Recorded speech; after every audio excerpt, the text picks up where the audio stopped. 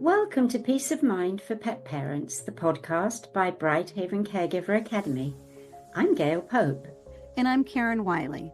And together we're here to support you in navigating life with your aging or ill pets. We know how deeply you care for your beloved companions, and we're here to offer guidance, understanding, and resources for this meaningful journey. Each episode, we'll explore topics that address the daily challenges, emotional realities, and choices you face as a pet parent, helping you and your pets find peace, comfort, and joy. Whether it's making sense of a new diagnosis, adjusting to changing needs, or simply seeking a place to feel understood, you're not alone. Thank you for being here with us.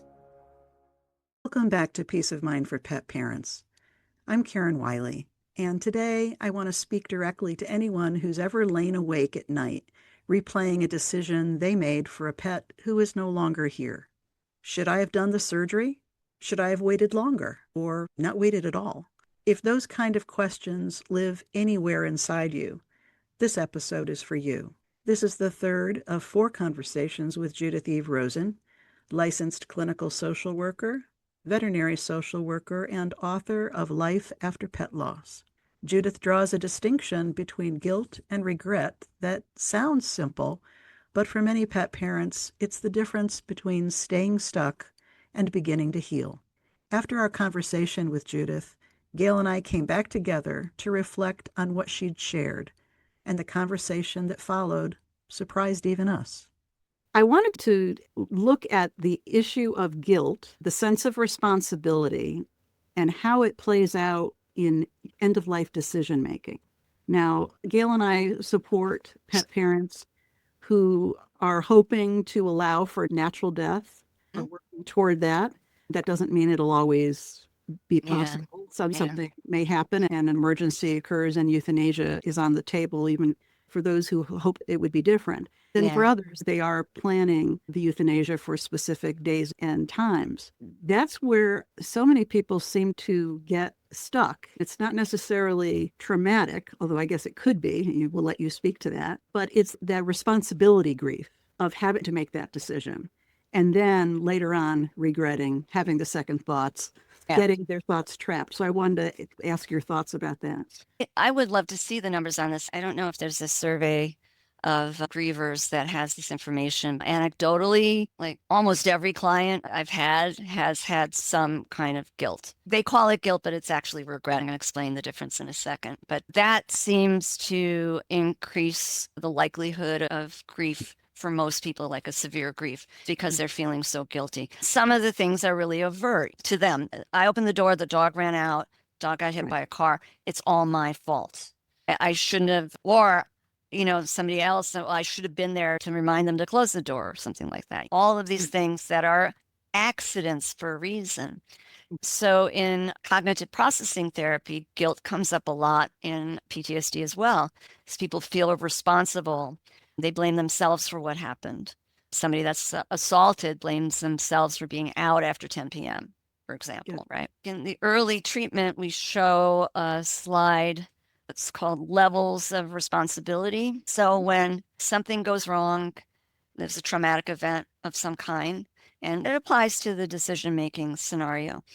We can ask ourselves, was I involved in it at all? Usually, if you know for sure that you were not involved in whatever that traumatic event was, there's nothing that I did that could have caused it, then you don't have any kind of guilt. When you did contribute in some way, such as accidentally opening the door, but you did not intend to cause harm, you never would have wanted anything bad to happen to your baby. That is regret. You regret the choice you made, and we can process it as a regret, but there is no need for self-punishment or some kind of act to resolve it.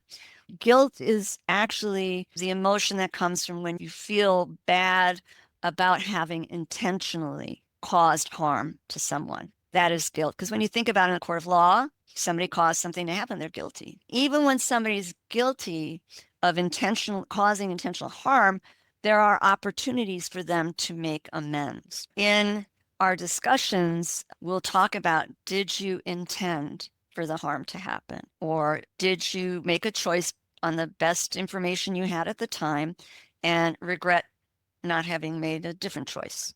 Do you regret something that you accidentally did, but never for a minute thought that it would result in what happened? I think we're so self-punishing for so many things. I think that is just like the natural way. Nobody's harder on us than ourselves. Oh, that's the truth. With so many of the situations that Gail and I deal with, people are caring for an aging pet at home with a chronic condition that they're monitoring for a couple of years. It can go terminal, or a terminal diagnosis of something else can come out of the blue. So it's not often an accident that happens, but it is a series of decisions made. Bone cancer in a dog. And they talked to the vet. The vet's saying it's pretty localized. It appears if we amputated that leg, I've seen dogs be able to have an extra year or two.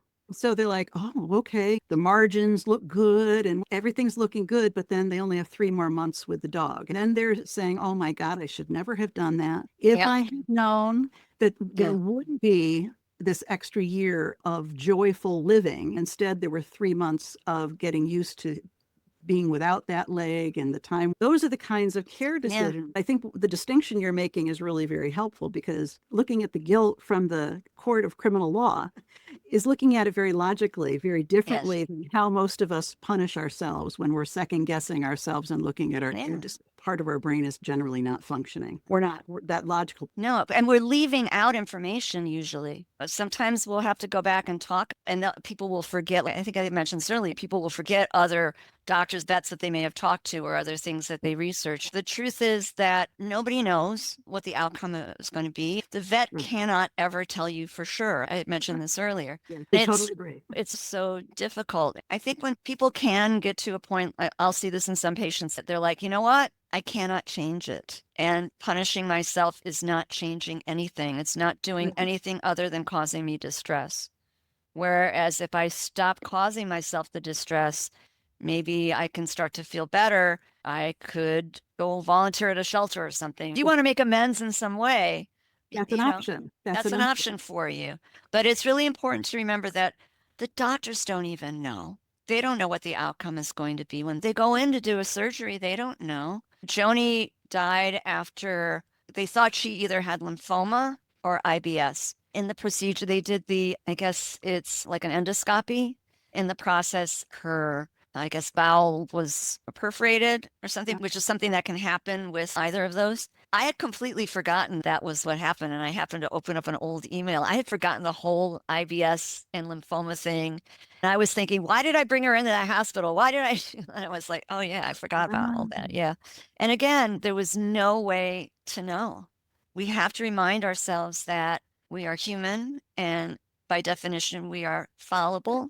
That is why I have a couple of entries in the book about mindful self-compassion.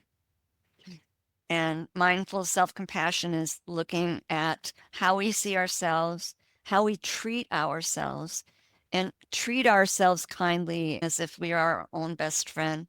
And we regret mistakes that we've made, but then we acknowledge that we are human and give ourselves self-care out of that. Gail is someone who often reminds everyone about the importance of self-care, whether they're starting a caregiving journey with a pet or they're further down and perhaps the physical journey is over and they're dealing emotionally with the physical loss. Gail, you want to say anything about self-care and self-compassion? Because it's... I hate you.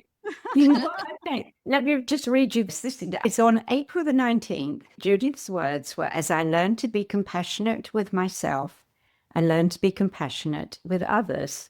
I made a list and I actually picked up a yellow highlighter and I highlighted that bit because I am totally the opposite. Because I've counseled so many people as our clients, I've taught them to be compassionate with themselves. Yeah. But I can't do it for me. I'm up the other way. Try to heal thyself. Exactly. Maybe I need an appointment with you, but it's years and years and hundreds of animals. They've taught me so many lessons about so many different aspects of life, living, dying, and death. I'm very comfortable in all of those. Compassion for me, what? I don't get it. It's weird. It's just like a block down in front of me. I was just going to say how Gail that was looking through your books. That what spoke to her was the self-care and self-care. It's actually the first thing I wrote down. That was in April. I'm honored by that, Gail. So here's something practical you can do. Do you ever catch yourself chastising yourself? For example, if you send an email and you realize you forgot to put the attachment, you forgot to attach the file, and you go, I'm such an idiot. Oh my God. No, Like, I wouldn't do that.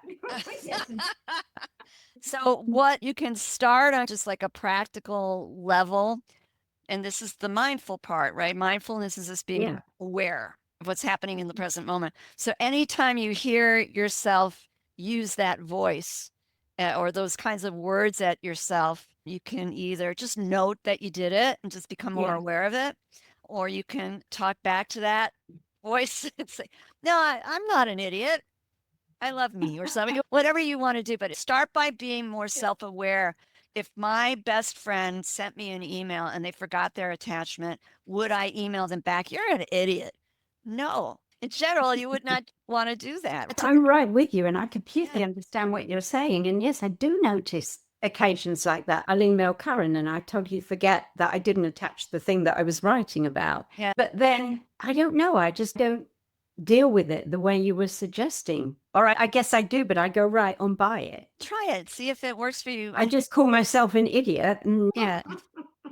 But if you feel that you're not giving yourself enough self-care, if you find yourself, as you were saying earlier, doing that, then this is like one way to ease into that a little bit. Just being a little kinder to yourself. It does feel better. There's an exercise in there. It's a mindful touch, and it's in the Mindful Self-Compassion program by Kristen Neff, who I adore and I love her work. It's just like giving yourself a hug or just touching yourself gently, like hand over hand, anytime that you're feeling stressed, like holding your own hand. It sounds silly, but you feel it if you do. One of the ones I remember she did is, you know how when you, especially we do this with our dogs, just want to cup their face in your hands. So if you close your eyes and do that to yourself and see what that feels like, just imagine somebody speaking very kindly to you while you're doing that. It is lovely. Yeah. You just say to yourself, you know what, Judy, it's going to be okay. Everything's going to be all right.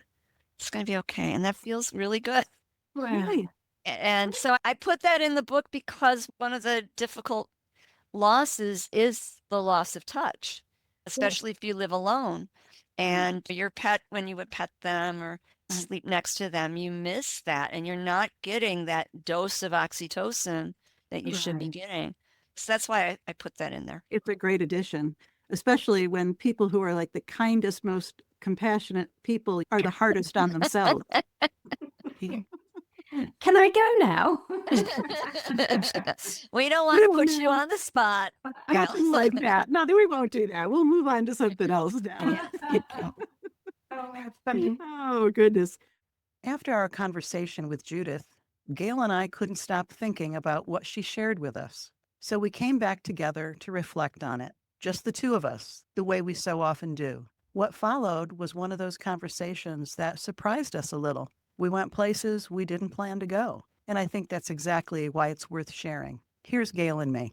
I think everyone who would have just listened to that part of our conversation with Judith might need a minute to take it in, because I think Judith just gave everyone what I wish every pet parent could hear, something that I need to hear, and that is that there is a distinction between guilt and regret. The distinction she was making is that guilt is when you intended to cause harm, and regret is when you say to yourself, I made the best decision I could, and I wish the outcome had been different. Somehow I don't phrase things quite as nicely as that when I'm looking back and second guessing myself with decisions that I made. And I think any of us who take care of our pets through that last chapter, you're laying awake at 3 o'clock in the morning and you're replaying every decision you made. You're wondering if you chose the wrong surgery, or you shouldn't have done the surgery that you said yes to, or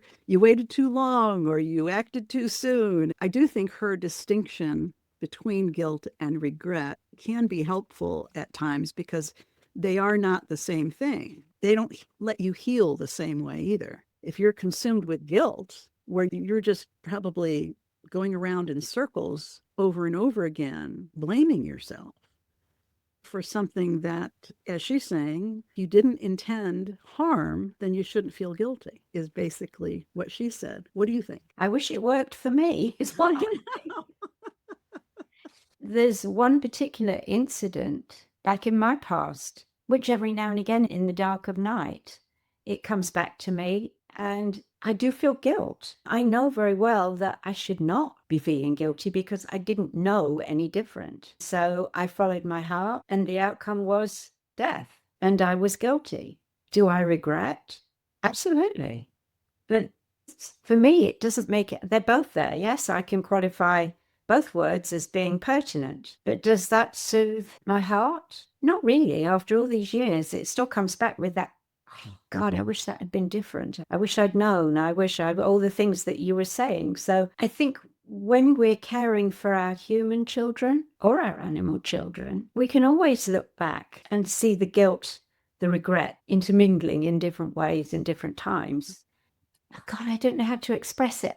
I'm also thinking along slightly different lines, which is, I know for a fact, I've lived it, and I know that the animals that came into my life, the hundreds of them, that steamed in there, came to teach me lessons. And I think sometimes I've overthought those lessons. Sometimes I haven't realized what the lesson was until long after the animals died. It maybe wasn't even anything to do with their death. It was to do with some way that I treated them in life, and the outcome could have been good, bad, or ugly.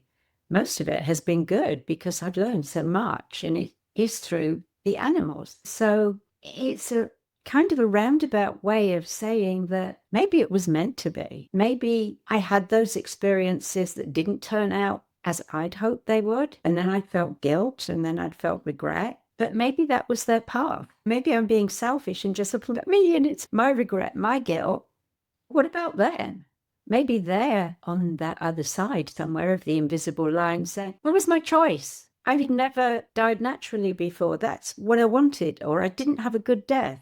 Or I got hit by a car. Why did that cat run into the road in front of my car? I had no choice. But do I feel guilty? Yes, I do. Do I regret? If funny, I could have been driving down a different road. All of those things come to us, and along with the blame, but we don't ever stop and say, but what about the animal? Was that their choice? I'll hand that back to you.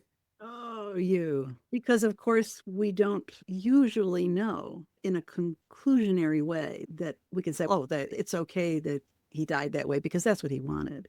As the pet parent who loved that animal, I'm not going to come to that for quite a while, maybe years, reflecting back, looking back. But is certainly what you're describing. There's a lot of discussion in literature about the sacred contracts that each human comes into each incarnation with. That is this pathway that we planned out for ourselves before we were born. And then we came into our bodies and we began this particular life's path. And then what we learn, what we don't learn, apparently is something that is reviewed after this incarnation. So certainly the way I think of our animals as sentient beings, if we have sacred contracts, they can certainly have them too. Makes total sense.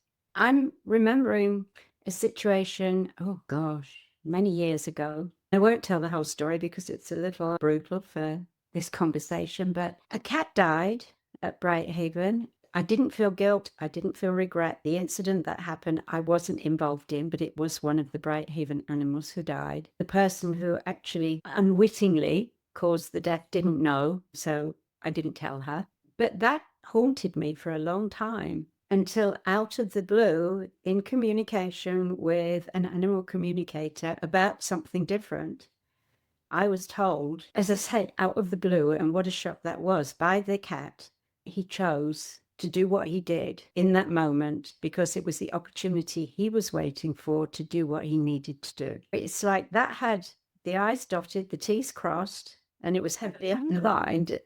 Oh my goodness, there was something else at play here. You were not having the conversation with the animal communicator about that particular animal. It came in as a sidebar, basically. And that makes me think we have this huge guilt always. And again, yes, regret too, because maybe we should have done things differently or we could have, but there is a greater plan. I think we come to realize as we age and we have all these strange, kinky experiences along through our lives that we have to start realizing it's not all about us. There's an awful lot we don't understand. And the more we delve into these spooky occurrences, the more it makes us deal with life a little bit more, I don't know, rationally or irrationally, I'm not sure. We have to sometimes let go and allow the flow of life and accept that it isn't always just about us, what we did, what we said, but there are other things at play. That's difficult for so many people to acknowledge because that's a whole other layer or level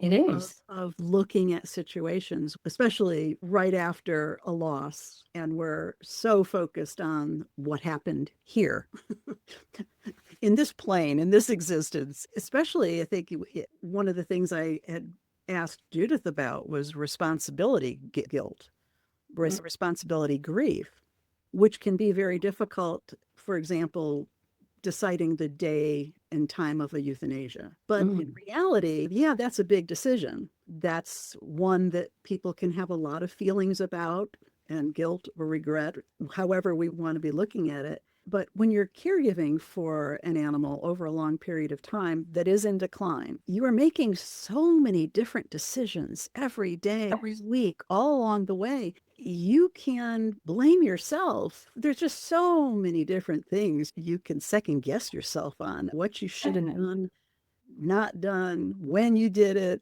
It's just an endless array of punishment that you can do for yourself when an animal you love dies. And even when you're doing your best to support them on their timeline, you sure want them to stay as long as they can. So I think what you're suggesting in terms of the animal's path, their soul contract, their life wishes, is an entirely different way for us to consider what else may have been going on that we weren't necessarily picking up along the way because we were so consumed with physical care of our pet. Yeah. And yet, like you're describing the situation for you, you weren't asking the animal communicator to help you gain closure or information about that particular pet. But because the channel was open to those who passed over, that animal came through with a message for you. Talk about an aha in terms of a moment of, is it real or did somebody make it up? That's about as real as it gets because it was real for you. You hadn't said anything to that animal communicator. That's true. About that animal. It's sad, though, isn't it, that we can't have all of these experiences underlined all the time so that we can go, oh, thank goodness, at least it makes sense now. I don't think it ever takes the pain away. It really doesn't take the pain, the hurt, the sorrow. And yes, I think regret, guilt is a tougher one, but I think if it eases the guilt, then it's a softer slope, maybe, is the way I would think of it. I think stepping back from these kinds of occurrences, if we can only learn not to chastise ourselves, but to absorb the story deeply within, know without any shadow of a doubt that every decision we made along the way, whether it's a short journey or a long journey, we did it not only with love, but with the best intent. Knowing that is a really big step, not even a baby step, along the way to acceptance. And then along with the conversation we're just having now comes along with the acceptance part of maybe this isn't just all about me. Right. Maybe there is something bigger at play here. Maybe we don't know. We're not going to know any more about this, but let's just know that I did my best and I did it with love. That actually has to be enough. It is enough. It is enough and should be enough for more people. I think we often talk about what notes to take as we're caring for our pets to keep track of what we're seeing in terms of what our animal is doing, behaving, how much they're eating, and so forth. Are they still enjoying their life? But it's probably one of the things that I thought of based on this conversation with Judith is that maybe we should also be keeping track of why we made certain decisions along the way and capturing our good intentions so that later on, when we're all ready to blame ourselves for everything we did wrong, we would have a record to look back on that was just full of love and what we were trying to do. I'm thinking that our caregiver note-taking should be more than the physical care that we're taking of our pets, but also more about the decisions we make, because later on that could be healing for ourselves. Yeah, that really is an interesting thought. Along with that, to me comes a kind of parallel thought, which is just really underscoring what I said. It's following the process of our heart through the journey. And if you're recording the steps you took along the way, it's actually stopping and realizing that your heart was involved in every single one of those little choices and decisions. And so how can you really feel guilty when you actually look back at it? It's almost like an unseen force is acknowledging you did all that, you did it all. It's in your head, you've written it down here, you did it all, and it's okay. It's okay. The end result wasn't exactly what you planned, but that's not up to you to plan. So I like the way you said that. That's interesting. I'm feeling another writing coming on. Oh no. Oh, no. The last thing that Judith had brought up was about self-compassion. I had to laugh as I was reflecting on that part of our conversation, because you're so good at making sure each of us shows compassion for ourselves and we take care of ourselves throughout our pet's journey. But you can be really tough on yourself.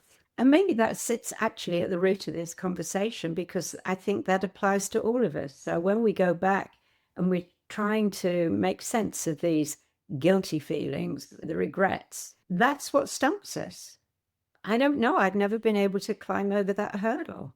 I just have to accept and go on. I think that's why I preach acceptance and gratitude and animal wisdom so much, because it's almost like pushing it away from me, because it's very hard, very hard.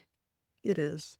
I don't feel compassionate to myself, but I have lots of compassion for others. I don't know. Maybe I need a psychiatrist to delve in and find out why. But when we have this kind of a conversation, I find it an embarrassment.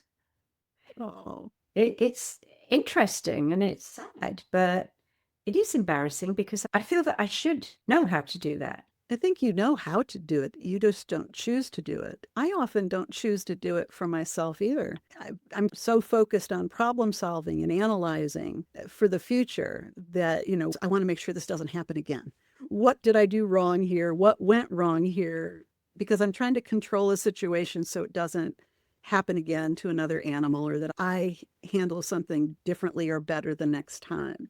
So I don't think I'm that good with self-compassion either. Maybe that's why we're both here trying to create learning opportunities for other pet parents, because we know we still need them ourselves. We know what we've been through. We know what worked. We know what we're still working on. Yeah, absolutely. I can't think of anything more to say about it, but it requires more thought because it is strange. Maybe actually we do or have learned self-compassion, but we just don't know how to express it for ourselves. I think, I don't know, would we be doing what we do if we weren't compassionate to ourselves? Maybe we just are, and it's just a natural thing that flows. And maybe we're channeling it by providing helpful experiences for others, and then we're having some I like support that. ourselves.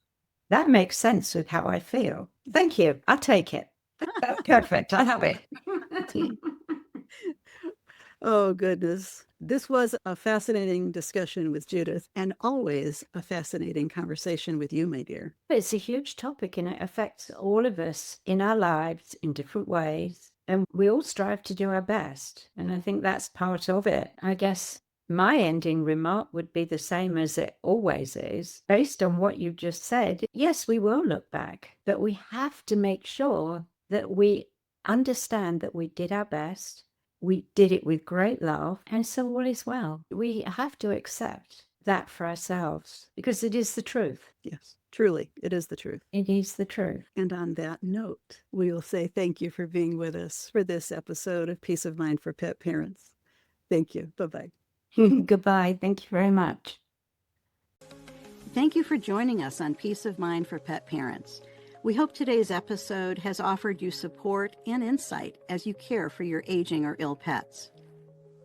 Remember, it's not just about the end, it's about living well at every stage of life. To continue your journey with us, explore more resources at BrightHaven Caregiver Academy's website, brightpathforpets.com, where you'll find guides, assessments, and a caring community of pet parents like you. Until next time, may you and your pets find comfort, connection, and peace in every moment. Take care.